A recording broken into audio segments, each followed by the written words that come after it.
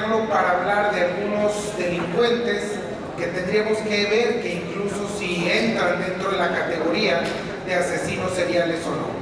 Es Robert Ressler la personalidad que empieza a introducir el concepto de asesino serial y en el cual acuña este concepto con una serie de características de personas que pueden llegar a tener diferentes tipos de homicidios. Generalmente es una persona que estudia el perfil de la víctima, no es el que mata a cualquier persona, no es casual, es una personalidad que se va acercando a las características de su víctima y donde muchas veces estas características están matizadas por su tipo de conducta delirante. Para los que no son psicólogos, la conducta delirante tiene que ver con el sistema de creencias que tiene una persona, que puede ser persecutoria, que puede ser místico-religiosa, que puede sentirse el elegido de los dioses y que ustedes estarán viendo a través de los 7 casos de asesinos seriales mexicanos. Esta personalidad psicopática es una personalidad que anteriormente se le llamaba morón moral o retardado moral, porque tiene un déficit en poder encontrar lo que es correcto o no es correcto en una sociedad. Es frío. En México tuvimos el caso no de asesino serial, pero sí de este secuestrador que fue Daniel Arismendi, el mochaorejas, que cortaba las orejas con tijera y que al tener las diferentes entrevistas le decían: ¿usted siente arrepentimiento por toda esa gente que mutiló, que dañó? Y él decía: pues no. ¿Lo volvería a hacer? Claro que sí. ¿Cree que Dios lo va a perdonar? Pues para eso está Dios. ¿Sí? Era una reinterpretación del catolicismo, porque en el catolicismo tradicional hay que tener arrepentimiento para ser perdonado. Desde el punto de vista criminológico, ¿me das las anteriores, por favor? Sí. Desde el punto de vista criminológico, la anterior. Desde el punto de vista criminológico, un asesino serial es aquel que puede cometer crímenes cuando menos en 3 ocasiones con el mismo modus operandi. Son personalidades que pueden incluso tener diferentes etapas en los asesinatos, desde vigilar a la víctima, por ejemplo el caso de Ted Bundy, que era un asesino serial que pasó de tendencias voyeurísticas, donde hay excitación por ver la intimidad de las otras personas, a tener la somnofilia o la hipnofilia, intensa excitación erótico-sensual al tener contacto con personas dopadas o dormidas. De ahí pasa la necrofilia, donde hay la excitación al tener el contacto con cadáveres. ¿Sí? Las motivaciones pueden ser muchas y muy variadas, responden a sus ideas, a sus creencias, a sus alucinaciones, a sus delirios, a la forma en que ellos conciben la realidad. Muchos de ellos pueden estar motivadas por lo que llamaban en algún momento perversiones sexuales, después desviaciones, después trastornos, y hoy el doctor Álvarez Gallú le llama expresiones comportamentales de la sexualidad a las llamadas parafilias.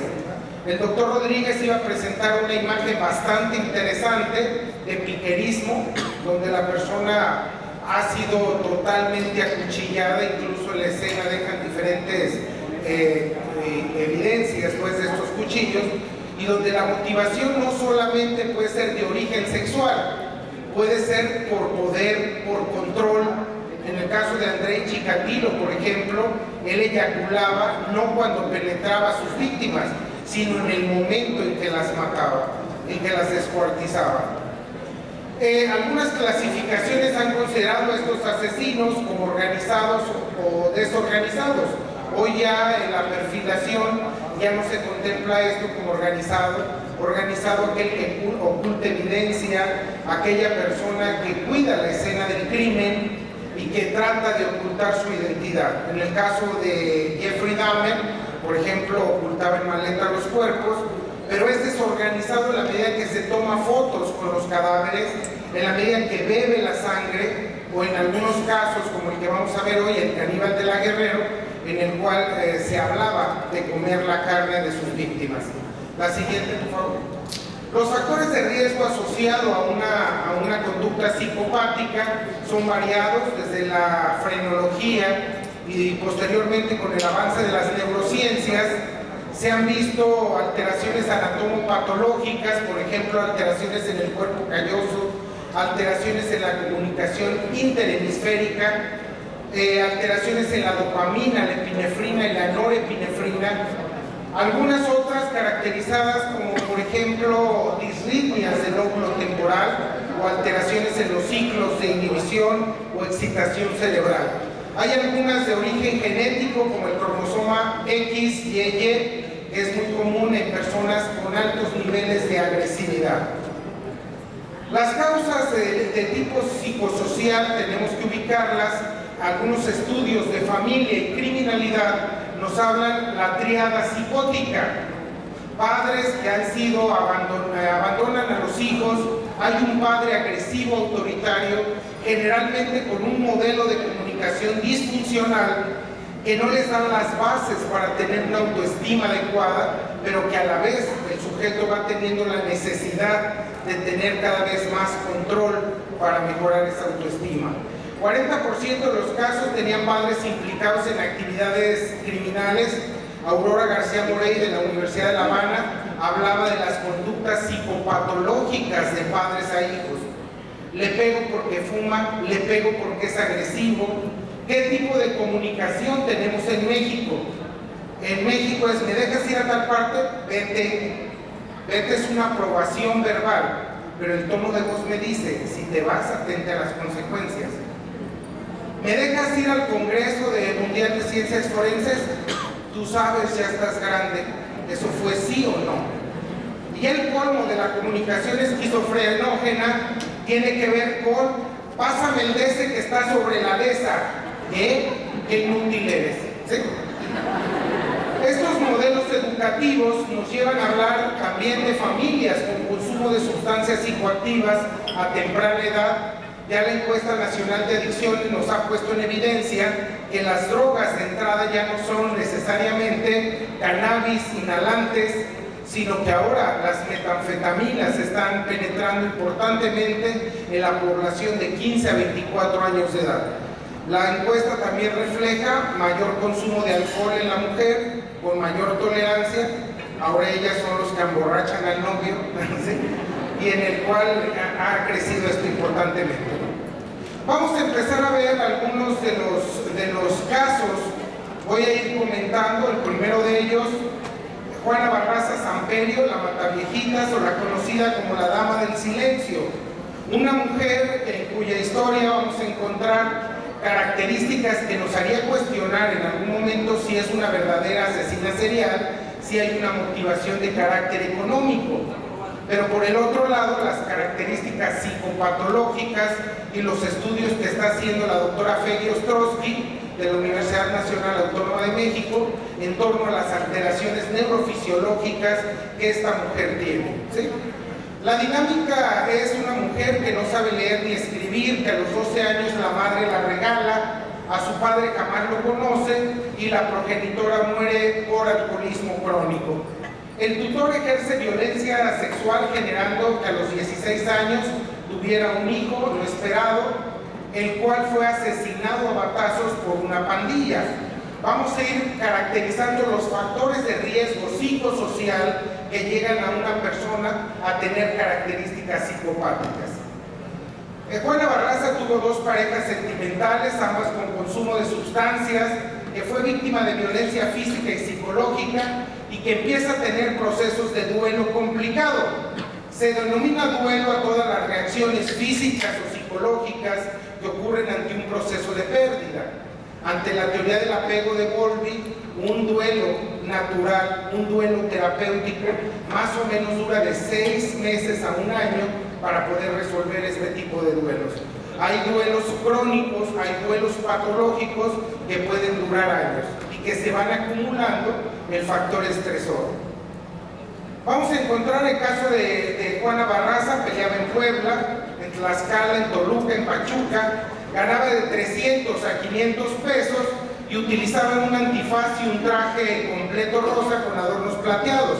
La máscara de la mariposa para ella representaba la liberación, la libertad. Entrenaba 2 veces por semana y llegaba a levantar hasta 100 kilos.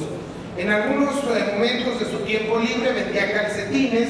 Ella decía que ganaba de 200 a 300 pesos por la venta de estos calcetines. Aspectos biográficos: se hacía pasar como enfermera, como trabajadora social, vendía palomitas afuera de la arena de lucha, era adoradora de la Santa Muerte, un culto proveniente de San Martín Hidalgo, que se conocía inicialmente en Argentina como San la Muerte. La Santa Muerte es estar bien con Dios y con el diablo, es la niña blanca, ¿sí? Incluso algunos policías de la Policía Federal en sus lockers pueden tener una imagen católica y por el otro lado la figura de la Santa Muerte. Juana Barraza durante muchos años se mantuvo en el anonimato, realizando una serie de crímenes que, al realizar el perfil de este posible homicida, creían que era un varón por las características de los asesinatos. El primer asesinato fue atribuido a la Mataviejitas, fue cometido a fines de los años 90 y empieza a realizar una serie de asesinatos que se estima entre 42 y 48. No le logran comprobar todos, sino solamente creo que alrededor de 17. En los últimos 8 años había estado buscando esta mujer. El perfil de las víctimas eran mujeres ancianas que recibían asistencia social. Ana María Reyes Alfaro, de 89 años, fue la última víctima. Se pudo atrapar a Juana Barraza debido al testimonio de una persona asistida que estaba en la casa de Ana María Reyes. Esta buscaba mujeres pensionadas del IMSS que vivían solas, que regularmente caminaban en un parque cercano a su casa.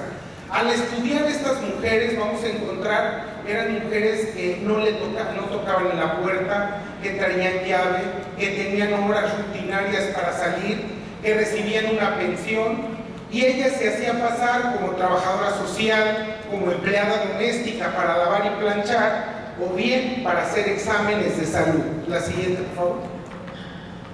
Aquí vamos a ver que los medios mediante el cual mataba a estas ancianas era asfixia por ahorcamiento, utilizaba las cintas de los zapatos, utilizaba el estetoscopio o los lazos del tendedero.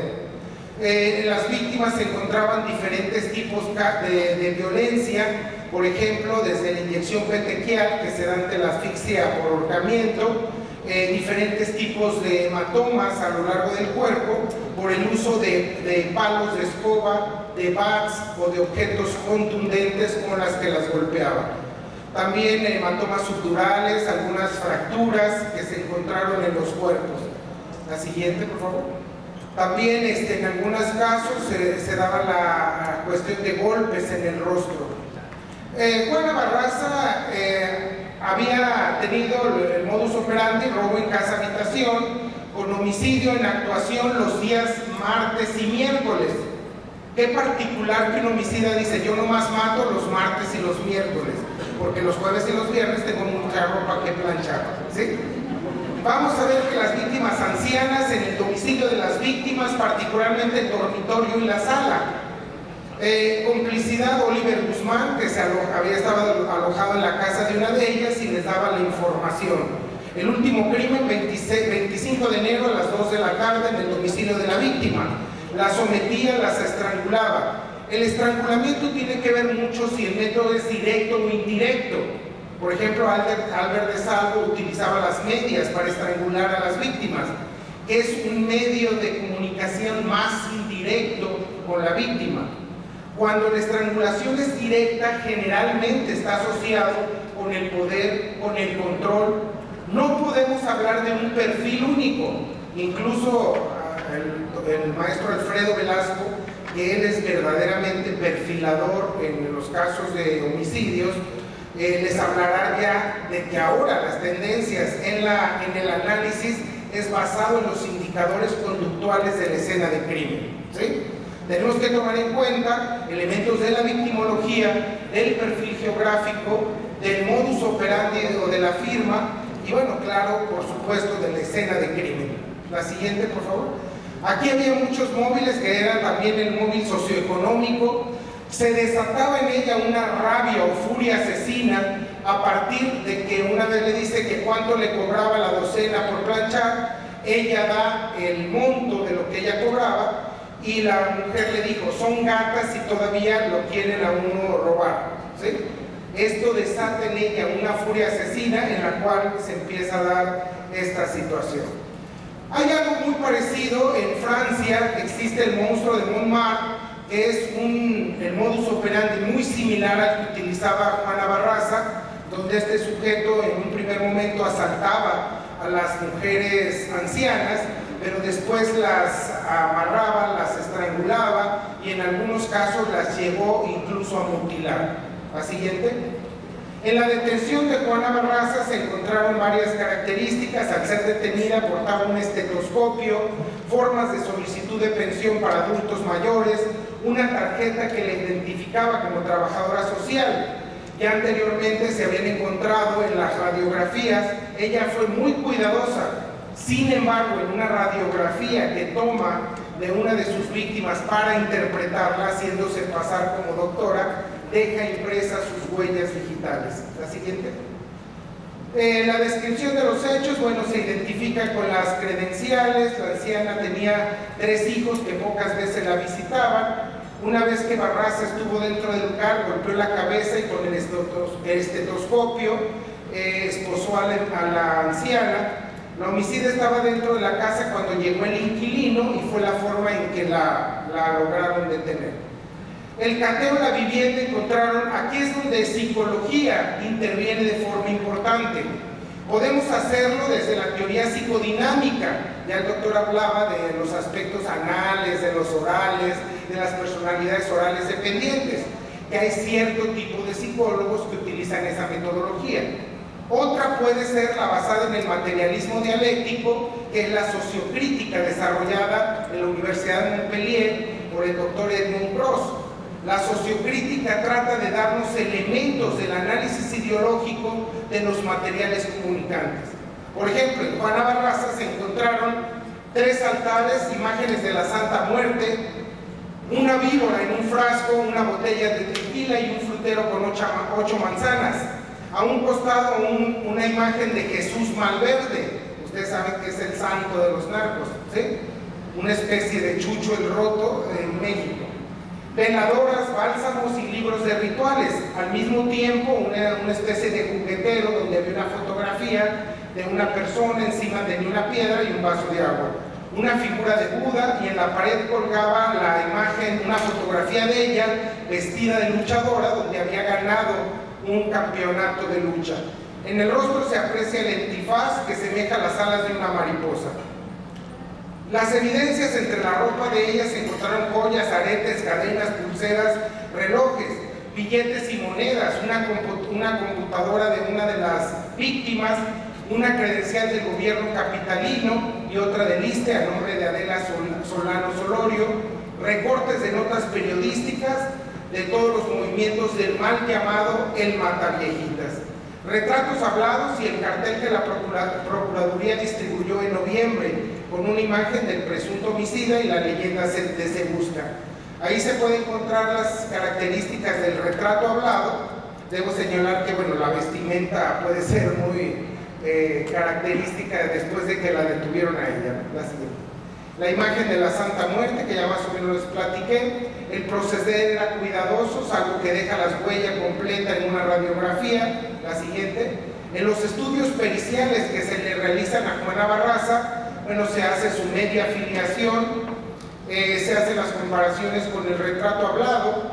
Los oficiales investigaron el modus operandi como trabajadora del gobierno del Estado, ofreciendo programas de beneficencia a las personas de la tercera edad.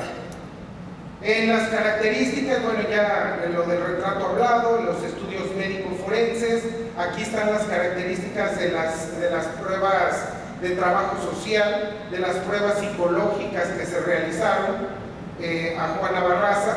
En el examen del estado mental era una persona orientada, tiempo, lugar y persona, sabe quién es, dónde vive, cuántos años tiene. Es una personalidad egocéntrica. Basta que veamos las entrevistas que circulan en las redes sociales donde ella dice en su detención: lo de que maté a la señora sí es cierto, de que yo no traía los papeles que dicen que yo traía, eso es falso.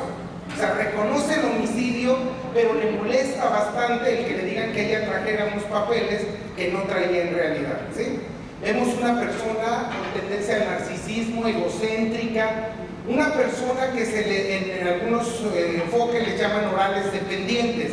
Son personas que necesitan establecer la característica esencial de, por ejemplo, si tienen sueños, si tienen hambre, si quieren sexo, no pueden posponer la satisfacción de esa necesidad. Aquí descartan que la Mataviejitas esté loca. Los trabajos de Feig y Ostrowski empezaron a mostrar alteraciones neurofisiológicas, alteraciones en los ciclos de inhibición de excitación cerebral. Este es el test del dibujo de la figura humana de Karen McCoven, donde vamos a apreciar desde los ojos vacíos, la boca cóncava, las líneas enérgicas y remarcadas, los sombreamientos, los dibujos colocados en la parte superior de la hoja. Todas estas características están asociadas con personas con características agresivas, idealistas, soñadoras, con tendencia a la ensoñación. Yo no puedo decir como psicólogo Juana Barraza es así, con este test. Yo lo que digo es, este fue un test estandarizado en el Hospital Psiquiátrico de Bellevue en Nueva York, donde se encuentran las características más comunes de los pacientes esquizofrénicos, deprimidos, maníacos, etcétera, etcétera. Vamos a ver algunas otras pruebas, el test de árbol casa-persona, que todo, al hacer la interpretación psicológica, nos hablan muchas de las características del abandono, mucha de la tendencia a querer figurar, una base endeble en su autoestima y en sus impulsos vitales. La siguiente. El test gestal tipo visomotor de Bender, donde se advierten problemas significativos de daño neurológico y particularmente, por ejemplo, aquí dificultad en la curvatura, orden ilógico, dificultad en los ángulos, rotación de algunas figuras, pero que no podemos señalar que debido a esta causa orgánica supuesta, o más bien una sospecha, porque es un test de screening neuropsicológico, podamos determinar que con base a eso comete sus crímenes, ¿sí? La siguiente, por favor. Aquí está la prueba de inteligencia, donde lo ubica un CI término medio y una escolaridad analfabeta. La siguiente. Estas son las pruebas. La siguiente. La siguiente. El test de personalidad TAT, el test de percepción temática, donde la mayoría de las historias se enfatizan en historias de abandono, agresión a las personas adultas mayores, castigos, ¿sí? Mucha tendencia a encontrar límites en las historias. La siguiente. La siguiente. El test de frases incompletas. La siguiente. La siguiente. La siguiente. Juana Barraza es una personalidad que nosotros tenemos que valorar. ¿Qué tanto en un asesino serial las motivaciones pueden llegar a ser de carácter socioeconómico? ¿Sí?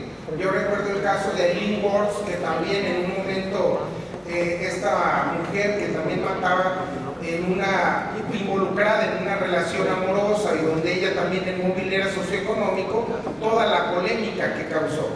Vamos a ver otro caso que es el chalequero, Francisco Guerrero, el chalequero.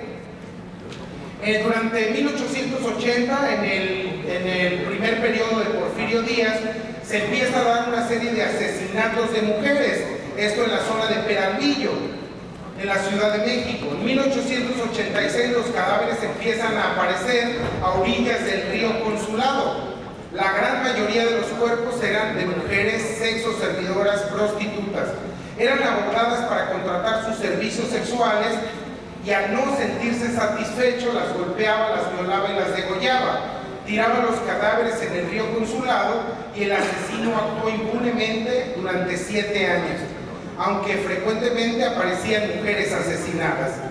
Las víctimas se consideraban alrededor de 20 mujeres. Se consideraba un asesino elegante, ello debido a su vestimenta. Le gustaba llamarse Antonio Prida, el chaleco zapatero. Su apodo se debía a que usaba pantalones ajustados de casimir, camisa blanca, faja de colores que le servía para ocultar el cuchillo. sombrero negro, zapatos relucientes y un elegante chaleco. Su vestimenta no le costaba, ya que esta vestimenta se la costeaban sus amantes, las cuales afirmaban que era un excelente amante y un caballero, ¿sí? No sabiendo que el final que iban a tener es ser descuartizadas. En la pulquería Los Coyotes, la anterior, en la pulquería Los Coyotes formó un harén de prostitutas que se rifaban sus favores sexuales. Lo mantenían, se decía que era extraordinario amante. Una de sus víctimas, Mucia Gallardo, llamada la burra panda, era la que daba el testimonio de ser buen amante, ¿no? De ahí en más, una última mujer, Lorenza Urrutia, lo despreció, la llevó a una cueva cercana a la villa de Guadalupe, donde la ató, la violó y la torturó por 2 días. Se salvó solo porque el asesino se le acabó el pulque y fue a comprar más y ella aprovechó para escaparse, ¿sí? Aquí vemos algunas de las imágenes de las mujeres cómo aparecían degolladas. Lo libra la presión. El chalequero fue denunciado por un vecino el 13 de julio de 1888. Cabe destacar que en esta época ya se empezaban a nombrar los crímenes de Jack el Destripador en Londres. Él en una taberna es acusado de al menos 20 crímenes, ahí es detenido. Acudieron a declarar varias mujeres, provocó toda una revuelta ya que los familiares hablaban de que debería de ser detenido. Porfirio Díaz le cambia la sentencia de pena de muerte por 20 años de prisión. Guerrero ya se había convertido en una celebridad gracias a los periódicos de la época. Incluso Posadas ya empieza a hacer fama de este asesino a través de sus grabados que estamos viendo en pantalla. Cuando el gobierno otorga amnistía a presos políticos, Francisco Guerrero aparece por error entre los indultados y fue puesto en libertad en 1904. ¿Sí? Nos suena a muchos casos que actualmente los psicólogos tenemos que trabajar, en los psicólogos, psiquiatras, médicos, trabajadores sociales, en los criterios de imputabilidad e inimputabilidad, ¿sí? Porque tenemos algunos casos de personas con características psicopáticas que ante ser dictaminados como imputables, tenemos un caso de Scarface en Guadalajara que violó, que introducía un plátano por la región anal a mujeres, que tenía cuando menos 10 tipos de delitos, que trabajamos en forma colegiada con el doctor Alfredo Rodríguez. Y bueno, la sentencia federal es que es inimputable y lo están enviando a un hospital psiquiátrico que no tiene las más mínimas condiciones de seguridad, ¿sí? Que es el hospital psiquiátrico El Zapote, hoy llamado Caizame Estancia Prolongada, pero que no tiene las características de ser un hospital con altos niveles de seguridad, ¿sí? Vamos a encontrar otros casos. Estas son las imágenes del chalequero, los periódicos de la época. A su regreso a México, la anterior, a su regreso a México se emplea como velador en un templo, vivía con sus hijas que eran prostitutas. El 28 de abril de 1908 dice que un pajarito le cantó y se acordó de un negro que lo trataba muy mal en la cárcel y a partir le dieron ganas nuevamente de matar. Las características de un psicópata es crueldad, saña inaudita, hay compulsión a la repetición, es decir, no hay arrepentimiento, hay una incapacidad de aprender de las experiencias pasadas. En Estados Unidos los perfiles de psicópatas los ubican entre los 20 y los 30 años de edad. En Latinoamérica estamos hablando de identificarlos después de los 40, a los cuales se les llama pacientes quemados. Pacientes quemados por el mal pronóstico que tienen. No hay conciencia del problema, no hay disposición al cambio, no acuden voluntariamente y no hay un adecuado trabajo multidisciplinario para la rehabilitación de psicópatas. La siguiente. Aquí vamos a encontrar en su proceso acudieron cientos de personas, nadie apeló su condena en las celdas del Palacio Negro de Lecumberri. La sentencia fue de muerte y se dijo que nunca había sido agresivo, que era un tipo muy agradable, lloraba con frecuencia y cuidaba mucho su apariencia. Le pidió a su hermana que le llevara un cambio de ropa, diciendo como mi educación me lo demanda. El chalequero nuevamente escapó al castigo, pues se enferma de tuberculosis y cuando cumple años las hijas le llevaron mariscos y al día siguiente tuvo una embolia y muere en noviembre de 1910, 4 meses antes de ser llevado a la horca. ¿Sí? Como las características, otro de los asesinos seriales que también ha generado controversia es el caníbal de la Guerrero. ¿Sí? El caníbal de la Guerrero, donde se habla de un perfil suicida. Yo llevo más de 20 años estudiando el perfil psicosocial del suicida en el estado de Jalisco y las características que nos presenta no es de una personalidad con tendencia al suicidio. Ya veremos por qué. Sin embargo, dentro de la cárcel, por ejemplo, Jeffrey Dahmer, al cual se le dieron 956 años de prisión por sus crímenes, lo matan a golpes dentro de la cárcel. La siguiente, por favor. César Armando Librado Legorreta, llamado el Coqueto. Siguiente. Librado Legorreta no conoce el arrepentimiento o la culpa. Con cinismo escuchó la sentencia de 301 años de prisión por violar a 7 mujeres y matar a 6 de ellas. La siguiente. Lo consideraban como un chacal, lo consideraban como una persona con alto nivel de repulsión. La siguiente. César Armando Librado Legorreta, feminicida de 30 años de edad. Debo señalar que hoy el concepto de feminicidio tiene características, hay cuando menos 19 puntos, ya la licenciada les hablará de estas características de los feminicidios en Monterrey y a nivel nacional, qué nos dice la ley para poder tipificar los casos de feminicidio, donde hay crueldad, saña inaudita, y hay un protocolo de actuación. ¿Qué pasa en Jalisco? En Jalisco, la policía investigadora está en controversia con los dictámenes del Instituto Jalisciense de Ciencias Forenses respecto a si es una muerte por violencia doméstica o si se trata en realidad de feminicidio. Se tiene que trabajar en operacionalizar conceptos como misoginia, odio, humillación, crueldad, ¿sí? A diferencia de los casos de violencia intrafamiliar que ocurren. Si hablamos de las muertas de Juárez, tendríamos que hablar de las muertas del estado de Jalisco y del sureste mexicano por condiciones de violencia intrafamiliar. El Coqueto vivía en Tultitlán con su esposa y 2 hijos, trabajaba como chofer de la Ruta 2 del transporte público, manejaba un microbús. En la investigación que se realiza de crímenes se efectuaron 14 de julio, 26 de noviembre y 13 de diciembre, así como el 30 de 2011.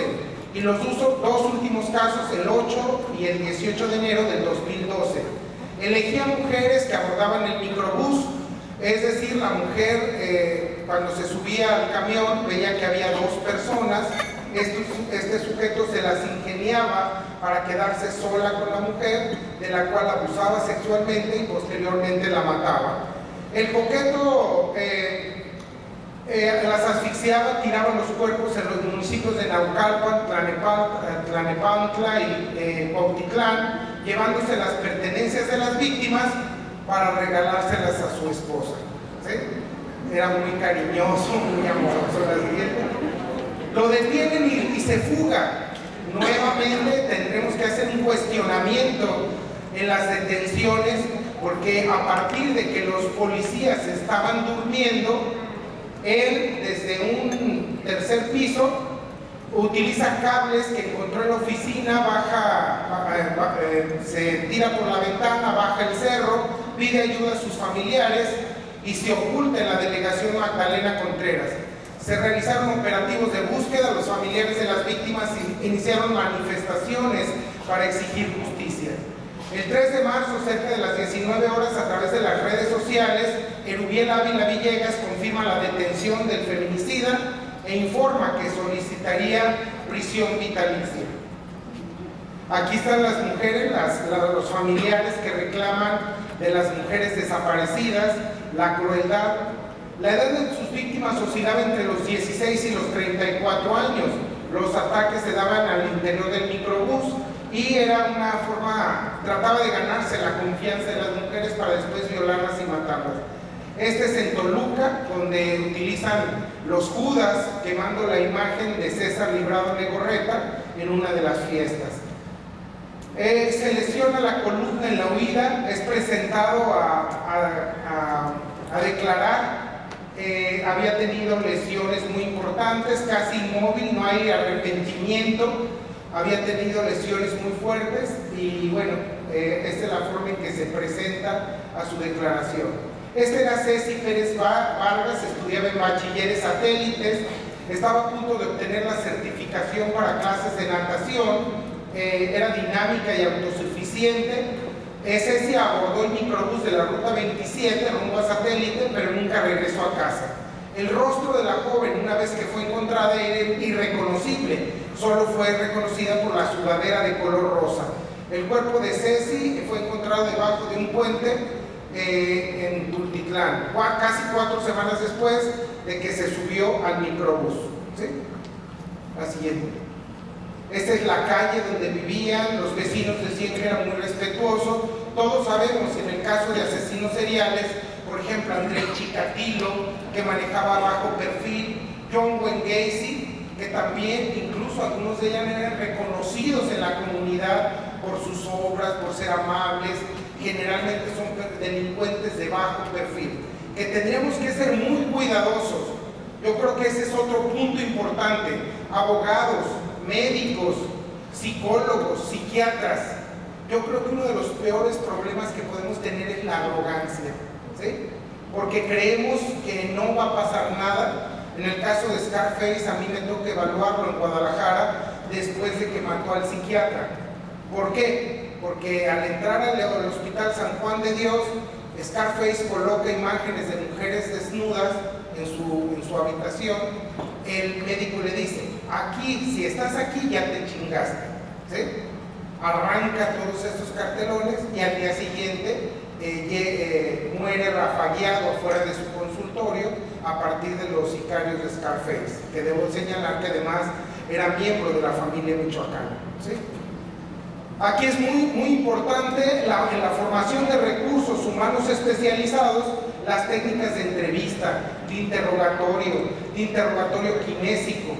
Mañana en la mañana hablaremos de los indicadores de veracidad del discurso y hay una conferencia especializada de software que hoy se utiliza para el análisis de estrés de la voz.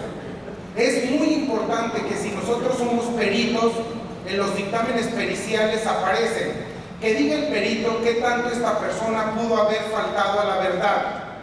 Y nosotros en los dictámenes tenemos que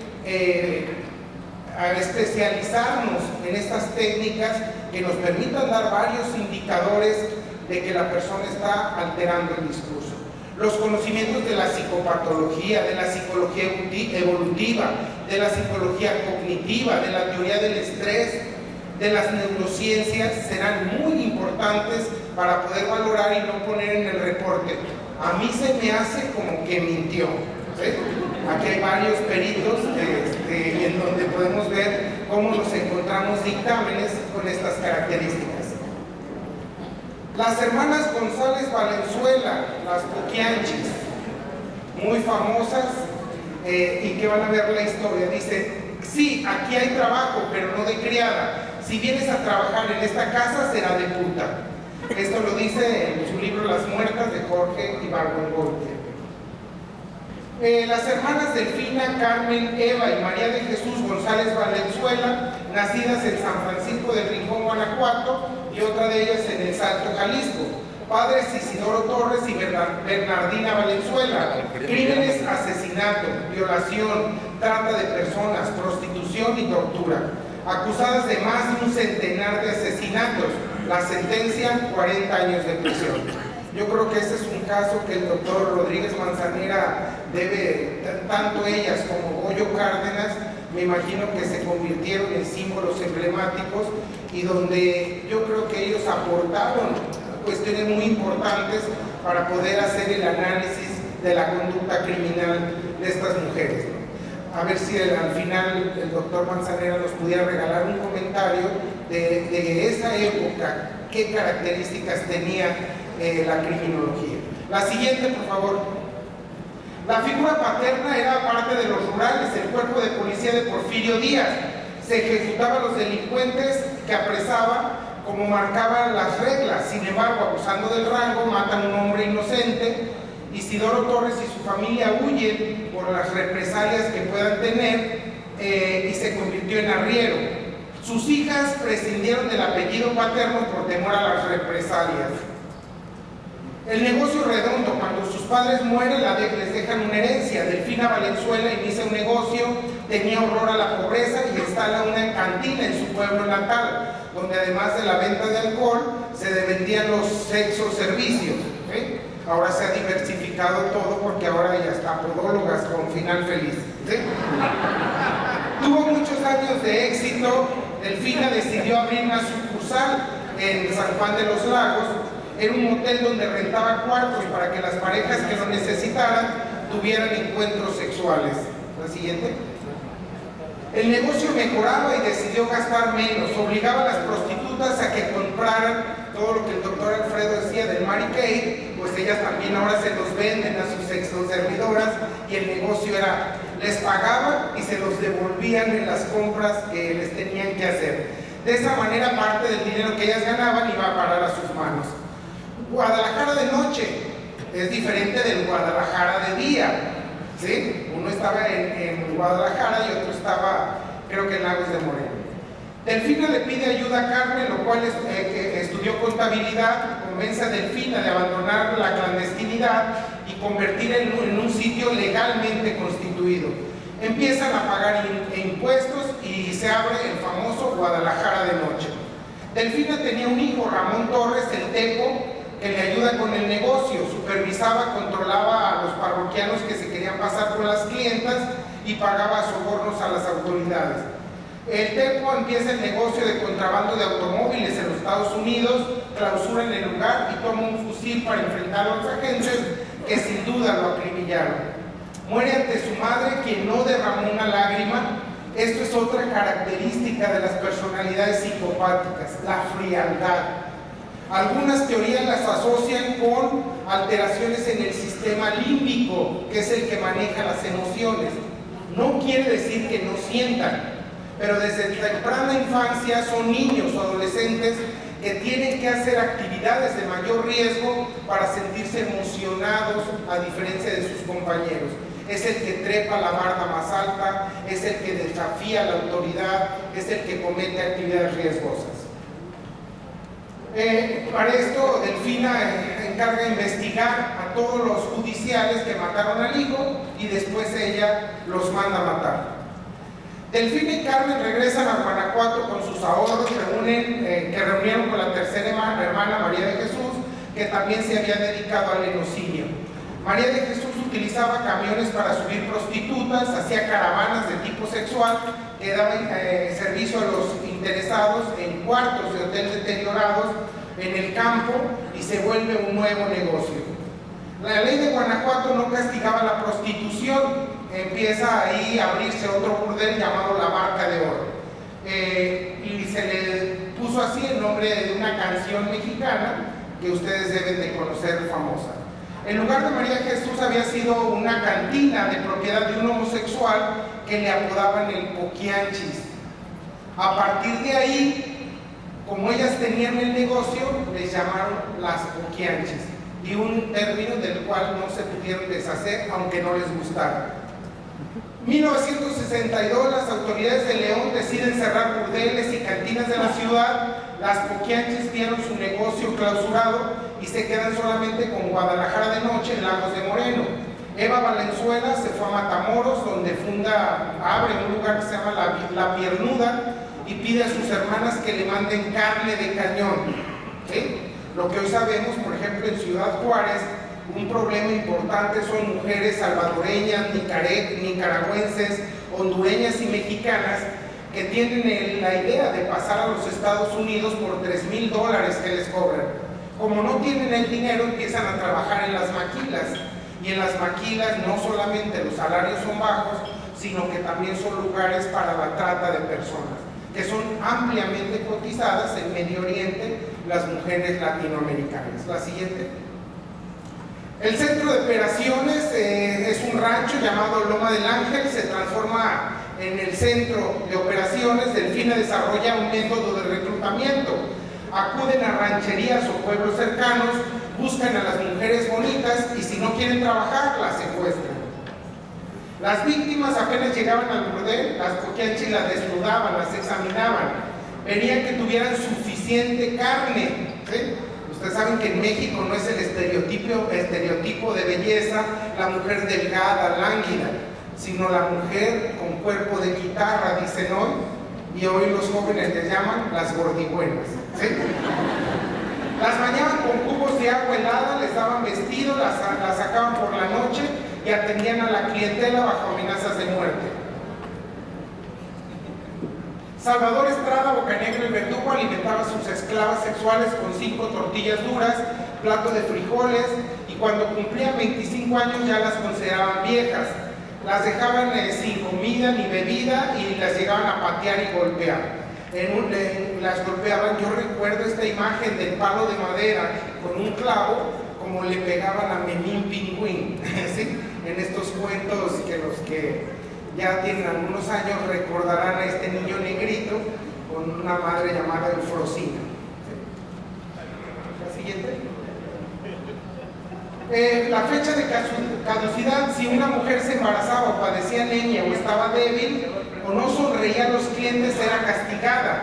Llegaban a tener bebés que eran asesinados y enterrados, excepto un niño al que vendieron a un cliente. Esther Muñoz, la Picochulo. Hubo prostitutas que se convirtieron en celadoras y castigadoras. Es el caso de Esther Muñoz, la Picochulo. Cuando alguna de las niñas nuevas no quería ceder ante el capricho de algún cliente, se encargaban de arrastrarla de los cabellos por todo el burdel, llevarla a un cuarto y darle palazos hasta dejarla inconsciente. Los rituales. 1966 incursionan en el satanismo.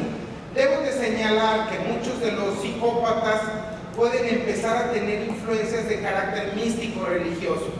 Recordará Alfredo el caso de Scarface, donde tenía influencia masónica, tenía numerología, ¿sí?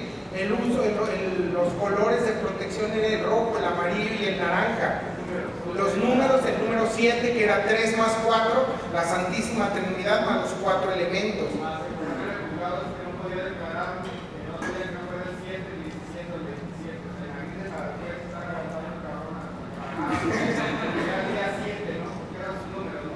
Definitivamente se hizo un seguimiento. Es el primer caso de un dictamen colegiado que se establece en Jalisco y donde, como señala Alfredo, no podía declarar. Yo le quería adelantar, la idea de los eventos era que pudiéramos luego, en unos casos más, ya que se valquiera y todo, vamos a hacer una especie de trabajo mancomunado. Doctor Manzanera, por primera vez en Jalisco, hace tiempo, el doctor conmigo, hicimos el primer dictamen mancomunado donde trabajó un psiquiatra forense, o sea, verdaderamente psiquiatra forense, no psiquiatra forense, o sea, graduado como psiquiatra forense. Psicólogo criminal o psicólogo forense, que es Paco. Yo estuve en la parte médico forense y criminológica para el dictamen y hubo una agente del área de perfilación. Entonces el dictamen se entregó al juez federal primero, que es una instancia que nos autorizó, un dictamen colegiado donde ¿qué sucede? Donde deben de firmar, la ley dice que por lo menos 2 peritos. Aquí el rollo es que una sola persona firma y tendrá que decir que hubo una extrema urgencia de hacerlo. Pero la ley establecerá que no podrá ser firmado por un solo perito, lo que se avecina, ¿no? Entonces, este dictamen, doctor, hablamos del perfil criminológico, el perfil psiquiátrico, el perfil psicológico, para un individuo que en la broma les digo yo que le faltan juzgados, le sobran homicidios. Creo que hasta su psiquiatra también lo habían acusado de haber matado a su psiquiatra, ¿verdad? Y él está inimputable debido a que tiene un trastorno esquizofrénico, o sea, de un trastorno que no dirigimos nosotros, sino que ya en un área de psiquiatría históricamente donde estuvo hospitalizado, que su bronca con el psiquiatra es que él se hospeda en un se interna en un hospital privado. Pero cuando ya se siente mejor le dice al psiquiatra, ya quiero irme. Si él estaba pagando su situación, pues ya déjeme ir, ¿no? El psiquiatra le dijo, no, a ver si vas dejando esas mamadas, ese rollo de que tu pinche color y que el día que el sol y que el número fulano y que eso no existe, cabrón, ni tampoco el Dios que te va a venir a auxiliar. Nunca hay que hacer eso con un enfermo psiquiátrico, con alguien que trae un rollo de paraguas con esto, o sea, hay que respetarle sus esquemas y entenderlos desde ese punto de vista. Lo que él le dice, mire, si no me deja salir, me lo voy a checar también a usted. Casualmente se fue y a los 3 días el psiquiatra psiquiatra lo encontramos muerto en su vehículo. Después fue un crimen pasional por ahí entre alguien más, pero él no es causante de su crimen, o sea, de él.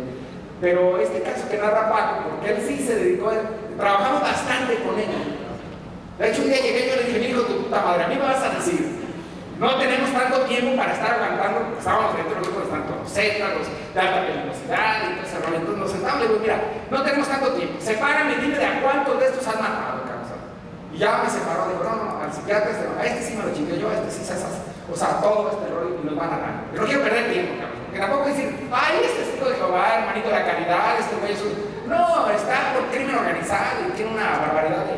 Pero ahorita lo que Paco hizo fue demostrar ese tipo de perfil de personalidad, porque él también está considerado como un criminal serial, no sé por el tipo de criminal que tiene. Les adelanto, el modelo de la ciencia forense, doctor Manzanera, que proponemos es que yo como forense no tengo la verdad absoluta, sino lugar que un psiquiatra para que yo no invada campos de la psiquiatría. Hace años, doctor, desde la época de Quincy y desde Quirós Cuarón, quizás solo ellos hacían todo el tipo de dictámenes también, o sea, de todo, hasta de infidelidad y todo ese rollo. Hoy no. Hoy el que sea psicólogo criminal trabajar esa parte. Se llama invasión de la jurisdiccionalidad. Yo no puedo hablar de conceptos psiquiátricos y psicológicos si mi trabajo es como médico forense. Yo soy criminalista, no puedo meterme en trabajo criminológico, doctor. Y ahorita que ayer decía que todavía tenemos el problema entre algunas licenciaturas. Por ejemplo, aquí en Guadalajara hay una empresa que está formando criminólogos y criminalistas y ciencias periciales. O sea, una pinche clonación entre un área ahí que, discúlpenme, o somos criminalistas o somos criminólogos, pero ese rollo de estar invadiendo campos psicológicos y criminólogos y criminalistas también.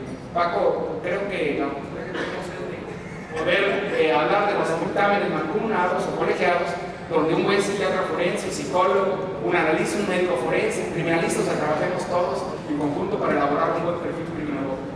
Aquella persona, hay una frase que dice, aquella persona que cree que lo sabe todo ha empezado a morir un poco. Yo creo que la criminalidad es un fenómeno tan complejo, no explicable solo desde una disciplina. Tenemos que trabajar ya no la multidisciplinaridad, no la interdisciplinaridad, sino hoy se habla de la transdisciplinaridad. Es aportar desde nuestro cuerpo de conocimientos para crear un concepto más elevado que explique un concepto de la criminalidad tan compleja como yo.